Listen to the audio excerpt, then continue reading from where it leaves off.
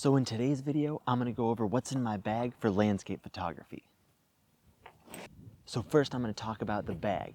The bag I use is a Lowepro ProTactic AW450, and it's a pretty awesome bag.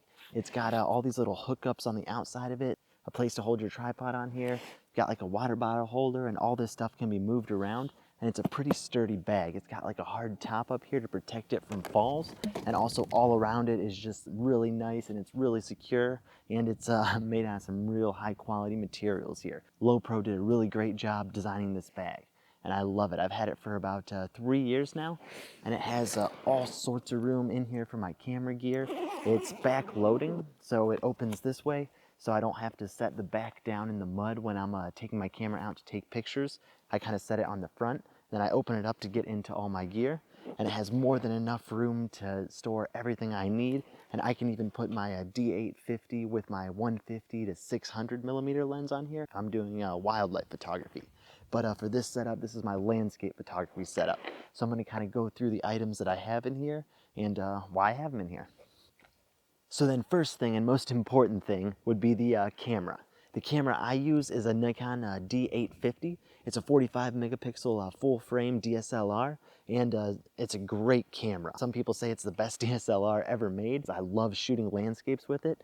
It's just so versatile, and I've been using it for a while, so I am used to it, so I'm a little bit biased, I guess. But yeah, it's just got great image quality, a great dynamic range, and it handles high ISO very, very well. So I'm really happy with this camera. I've been using it for well over a year now, and I wouldn't trade it for anything, that's for sure. And then the lens I have on there right now is the Tamron 70-200 f2.8.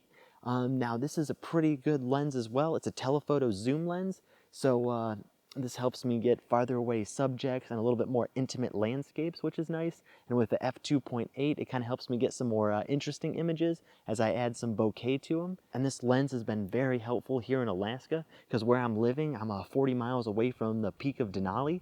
And this really helps me zoom into Denali and helps me fill the frame with the mountain to take some pretty excellent images.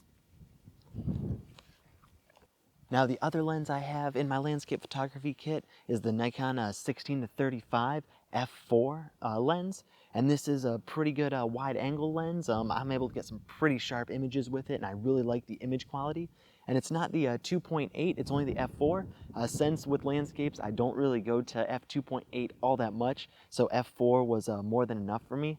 And at the price point, it was a lot cheaper than getting an f2.8 with this wide of an angle, and I just didn't think it was necessary, so I decided to get this lens. And yeah, I really like it so far. I've had it well over a year as well, and I've been able to get some pretty good images with it.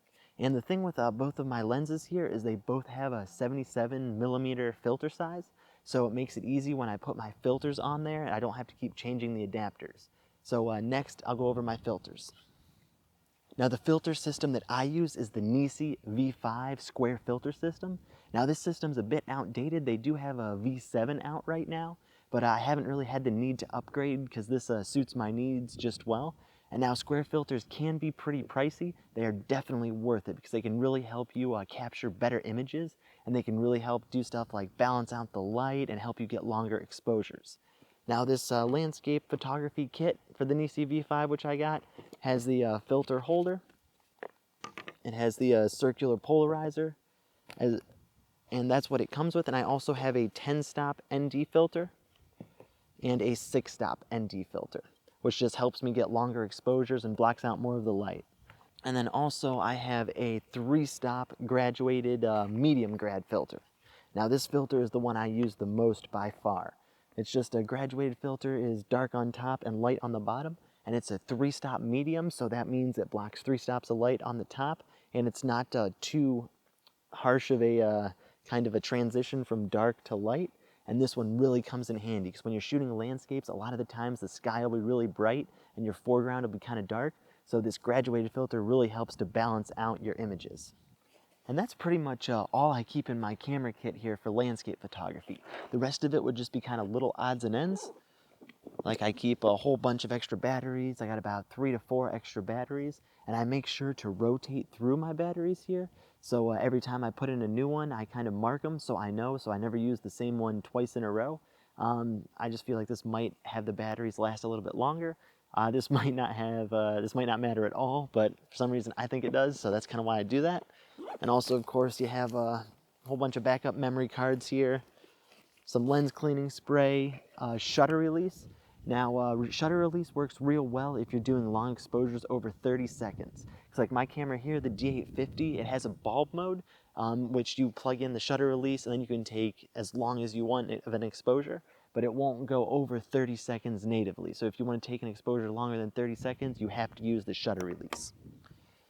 And I also have a blower here to kind of clean everything off, as well as, that's pretty much all. Just some lens caps here, just in case I got to take a lens out and just have the body, I can block it off so the sensor isn't exposed or the lens elements aren't exposed. And then also just have a notebook here where I kind of write down some things if I'm out hiking, kind of when the light is good and everything, and also have some lens cloths. Well, that's pretty much it. I really don't have too much gear here when I carry around. Oh, I almost forgot about the tripod. So the tripod I use is a Manfrotto 0 to 55 carbon fiber tripod. Now I've had this tripod for 6 years now, and it's traveled all over the world with me, and this thing is a tank. And it still works perfectly. I haven't even had to maintenance it at all. Nothing's been wrong with it. Yeah, so I can't recommend enough to invest in a good tripod right off the start. I did get the carbon fiber and I did get the 4-section one because I wanted it to be as light as possible and as versatile as possible, because I do a lot of hiking when I do landscape photography, so you want to kind of make sure you have something that's easy to handle but also sturdy and very firm. And this definitely is that, and I definitely can't recommend this tripod enough. I'm not even sure if they make these anymore, but if they do, I recommend definitely spending the money up front for a tripod. You get one, it'll last 10 plus years. So it is a nice day, and I am here in Alaska with Denali about 40 miles away, and Denali is rarely out. Maybe, especially this time of the year, it's been raining like every day. So in the last month, you could maybe see the peak of Denali 2 to 3 times. So today you can see the peak, and it is close to sunset. So I'm gonna kind of go to the lookout over there, and maybe I'll be able to get an image for sunset. So let's pack all this stuff up and go take a look.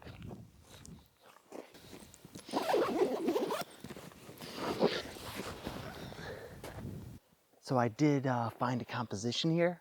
Well, not quite a composition yet, but I did find a nice viewpoint that I want to photograph because we have the nice fall colors. This is autumn, so it's the end of September here in Alaska, and we have these nice orange colors that are pretty good, and Denali is catching some light. Now, I'm not going to get a spectacular photograph today just because there's no clouds whatsoever in the sky, but we are getting some nice light on the mountain peak here, and we do have the nice fall colors, so I might be able to get an image. All right, so I just added a circular polarizer and a 3-stop grad filter just to kind of help balance out the sky and the foreground, because the sky is very bright and the foreground is also pretty bright because it is catching some sunlight, but not as bright as the sky. So it just kind of balances it out and adds a little bit more to the image. And then the circular polarizer, I'm just kind of turning to kind of help it, again, tame the sky down a little bit. So let's see here. Pretty nice image. 1/4 of a second, f11, ISO 64. Ooh, just stunning.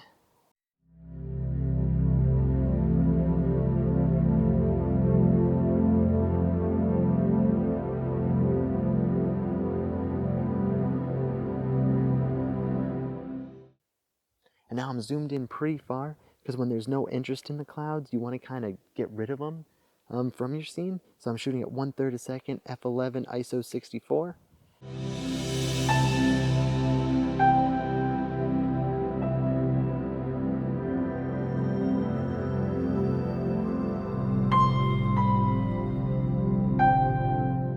So I've got an issue here where the mountain range is so wide and so vast that I can't quite include all of it in my image. As you can see kind of to the left here, you have these dramatic mountains, and then as I scroll to the right, you have Denali. Then to the right more, there's that tree with some more dramatic mountains. So I've set up for a panorama, and what I'm going to do is I'm going to start kind of right at this tree, this orange tree to the right, and I'm going to swing the camera around, getting the whole Alaskan range over here to the left till about the sun. And I'm shooting at 100 millimeter, so it's pretty compressed. So now I'm going to start taking some images, and I'm just focusing about a third of the way through the scene here. 1/3 of a second, f11, ISO 64.